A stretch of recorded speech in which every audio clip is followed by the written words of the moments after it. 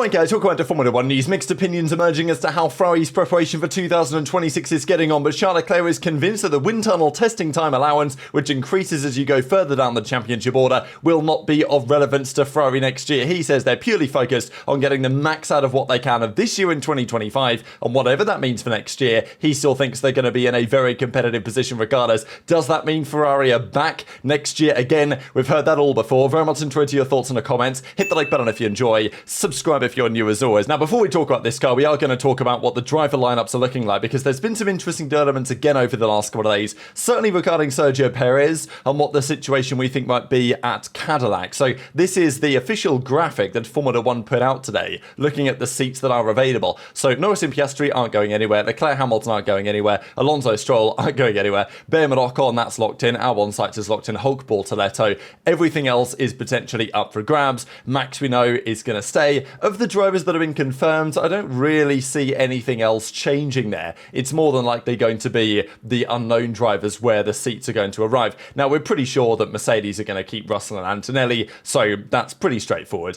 The other teams are all to play for the Red Bull seat, as always. There's a bit of chaos potentially there. Alpine, they're keeping Gasly. We don't know their second driver. And then the Cadillac situation remains very much so up in the air. So technically, there are still room for surprises, but it does not necessarily mean that anything like that is going to happen. Now, Sergio Perez has been linked heavily to the Cadillac team. There was something interesting noted as to why Perez's return might be more likely. And there was an article that actually came out on it today. Effectively, a former trainer of Perez noted that Perez relatively recently has brought in a new, so Xavi Martos, his former trainer, has brought in Perez, a new manager, right? So he brought in, after what happened in 2024, when they successfully renewed his contract for that year, and then at the end of the season, he then had the big downturn, and they got rid of him entirely. His former manager was a guy called Julian Jacobi, and that was his old manager for some time, but now he got rid of him, and they then replaced him with somebody else, the Perez team. So presumably Jacobi was, either it didn't work out, or purely, obviously with Red Bull, things didn't go to plan, so maybe Perez was like, okay, I'm going to move on here, but it's not like Perez doesn't have a manager. He signed somebody else. I mean, as he says here, Khalil Bashir is Lebanese driver turned motorsport manager and consultant. That's Perez's new guy. I want to go back because I don't want to end my career like this, Perez has said. I'll go back if it's worth paying the price to be an F1. So, Martos says, his former trainer, was like, look, Perez wouldn't do this if he wasn't intending to and very much believing that he could get back into Formula 1 and have those type of discussions. So maybe this is inevitable, but maybe it's simply another piece pointing in that type of direction. Now, there's also been talk with the driver market on what happens next and where these drivers lie in their careers right now. This was Helmut Marko's assessment before the season began on where the rookies would be. We know that Marko has been a very crucial factor in gauging rookies that Red Bull have signed over several years. This is what he had to say on the drivers going into this season. Liam Lawson was kind of excluded from this because wasn't really a rookie in the same way as these other guys were. And this is Marko's perspective. I think it's pretty interesting to hear this in hindsight, because I think in many respects he's kind of got it right, at least based on what we've seen so far. He says that Antonelli is a top driver, but he's got lots of pressure on him. Going straight into elite team will be a challenge in terms of potentially he's a top driver, which I think is, you would say that looking at Antonelli's career so far, that assessment is probably reasonable. Like, I think that Antonelli has shown that he is capable of being an elite driver, but I would say that the pressure of it being at Mercedes, some of the issues with the car, and facing George Russell and the teammates has been problematic for him in many respects this year. Behrman, Marko said, he's a very fast driver, although he had a lot of accidents in F2 and F3 because he takes big risks. He goes to the limit. Maybe he won't get to the top as fast as Antonelli, but he's definitely a standout. I think that's also probably kind of fair. I think we've seen that for Behrman this year. He's quick, for sure, but he's had incidents where he overtakes under red flags, or he crashes for no reason in Silverstone, right, into the wall under the red flag. Moments like that.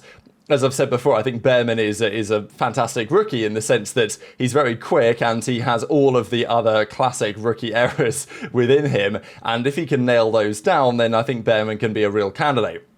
Now, his interesting comments were on Isaac Hadjar because, of course, he was the Red Bull driver that they were bringing into Racing Bulls. Hadjar lost the championship by 4 or 5 points last year to Bortoletto. Our data analysts calculated, though, that he lost about 80 points due to technical failures and other issues. So he's very fast. If he can develop well and control his emotions, he has A-level potential as well. So Marco was higher on Hadjar than I think many of us, including myself, was going into the season. Now, Bortoletto, he classifies as a B-tier driver. So this is probably the controversial one because for Doohan, he says he's a C-tier. I don't think he will complete the season.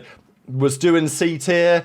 Probably. Did he complete the season? No. So, probably fair. Now, did Doohan get a bit hard done by? Yeah, I would say so. But was Marco wrong on that assessment? Not necessarily. Now, the Bortoletto one is interesting because we know that Bortoletto's done a great job in recent rounds. He scored very solid points in Hungary. And Marco said at the time, I would classify him as a B driver, a very intelligent driver. He won F3 with only 1 win and usually stays out of trouble. In F2, he managed only 2 victories. He's a driver who brings the car home safely, has a good command of strategy and tyre management, but I don't see the pure speed in him. So this is very interesting actually, because you could argue that for a large part of the season that might have been fair, but obviously Bortoletto's done a great job against Hulkenberg and is actually basically on the same pace, if not maybe even slightly faster now, than Hulkenberg on average in qualifying pace. We know that historically Hulkenberg is an excellent qualifier, and Bortoletto's done well in recent races with a better car, and Hulkenberg has the big standout result in Silverstone and some other good results as well. But it's got to be said, despite Hulkenberg's historical excellent qualifying performances, this season Hulkenberg has actually been pretty terrible in qualifying. And his average qualifying performances this year for Hulkenberg are worse than Bottas's were last year, in what was, let's be real, certainly in recent rounds, a far worse car last year than what Sauber currently have. So I think the jury's still out, I would say, on Bortoletto. I'd say I'm very impressed by him, but I will say that Hulkenberg, it's difficult to judge Bortoletto because I think Hulkenberg has just been surprisingly weak in qualifying compared to expectations. So who knows, maybe Marco in the grand scheme of things when we look back on these quotes in a couple of years' time will be batting 5 for 5, but we will see. He's not going to be right all the time. That was certainly proved by his belief that Nick de Vries was going to be a good option for Red Bull, and that quickly turned around. There was also a lot of, given we're at the summer break, rankings of drivers. There was this one that was going around ranking the drivers in current level of their performance so far this season. The race did something which they tried to make slightly more objective, but still controversial, and I'll run through it for you guys. This was based on Ed Straw's rankings and simply just averaging them out over the season so far. So it's still very much subjective weekend to weekends, but it's averaging all of the rankings on the season, so it's not just kind of picking it out of thin air. It's suggesting what the average rankings suggest. Colapinto, Doohan, Sonoda, Lawson. So, not really a great start for some of the rookies, but also some of the Red Bull drivers. Stroll, Sainz at 16th, maybe feels a little bit harsh, but his average placing is only 12.7, but it's just because others are ahead of him. It ends up he's down in 16th. Has Sainz been worse this season than some of the rookies? Maybe not necessarily, but, he's ranked down in 16th here. Ocon at 15th, Antonelli at 14th, Behrman 13th, Bortoletto 12th, Hamilton 11th, Gasly 11th, actually tied on the same average as Gasly, so basically the same. So Gasly 10th, 11th average, pretty much the same story. Hulkenberg in 9th, then Hadjar in 7th, then Alonso,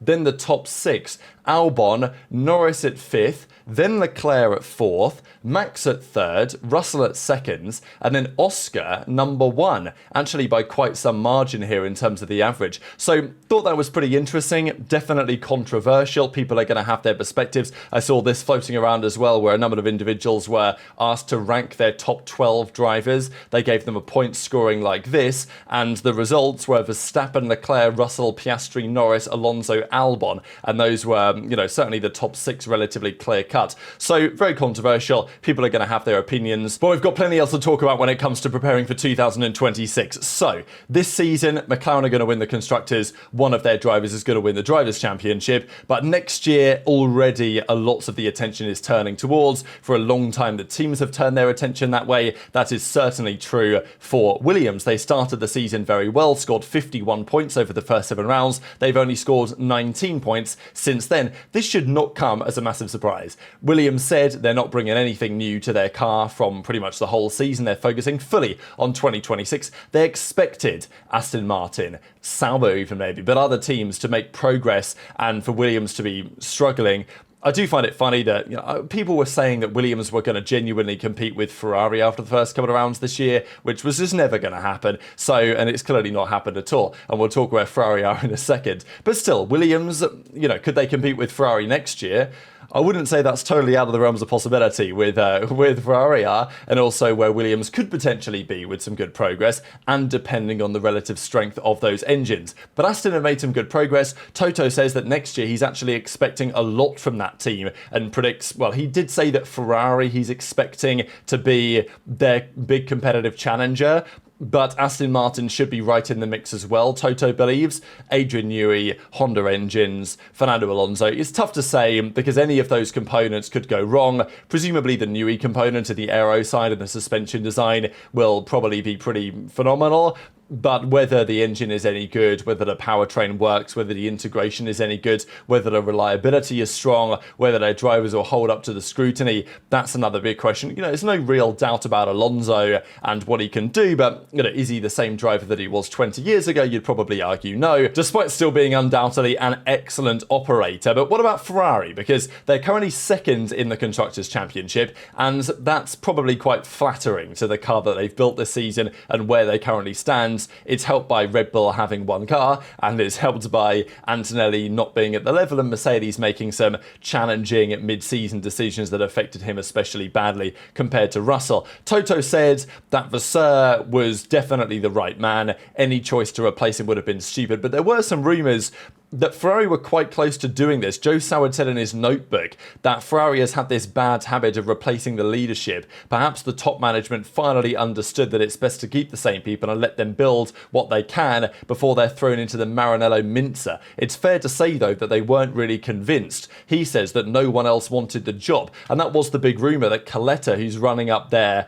WEC project right now to good success in the World Endurance Championship, he apparently said, no, I'd prefer not to, actually. I like what I'm currently doing. So that's one of the rumours, that Vasseur would have been sacked if the right man said yes. But apparently they were not so keen to do so.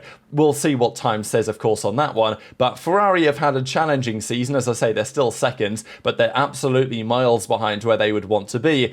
But second is seconds, and it means that if you finish second, however many points behind you are, you score a certain amount of prize money, and you score a certain amount of wind tunnel and CFD testing time, and that is especially critical when it comes to development for 2026 and beyond. Now, Gasly's been talking about this, because Gasly said that, yeah, they're currently last in the championship. Most weekends, they've got one of the slowest cars. Gasly's still done, I think, a pretty damn excellent job this season, but he says that he would love to be last, effectively, right? Because if you're going to not win anything, then it doesn't really matter.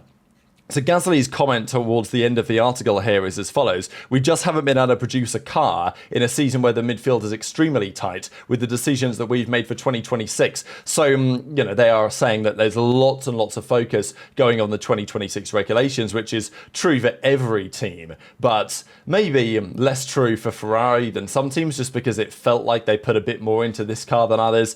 Red Bull, I think I would put in a similar category as well. They tried a lot to try and give Max a car that was able to win this year, and it's just not happened. But Gasly says, we haven't been able to provide enough performance to fight for better than where we are, which is fine, because at the end of the day, whether you finish 9th, 8th or 10th in the championship, you're still fighting for nothing pretty much. But if it gives you a car that can fight for race wins, podiums, top 5 next year, I'll take that every day of the week. So effectively the implication is 8th, 9th, 10th, 7th, whatever. To Gasly, it doesn't matter if he's not going to be able to score podiums. Now, the team back at the factory probably care, because the higher they finish, the more bonus they get. I don't imagine they're getting much bonus of finishing 10th. So, but the higher they finish, there will be some sort of bonus, I'd imagine, that the staff will get. That's relevant to some extent. The staff want to finish as high in the championship as possible, but the team doesn't necessarily, because as he suggests, look, if we're going to be at the back, we might as well be right at the back to maximize our testing time, because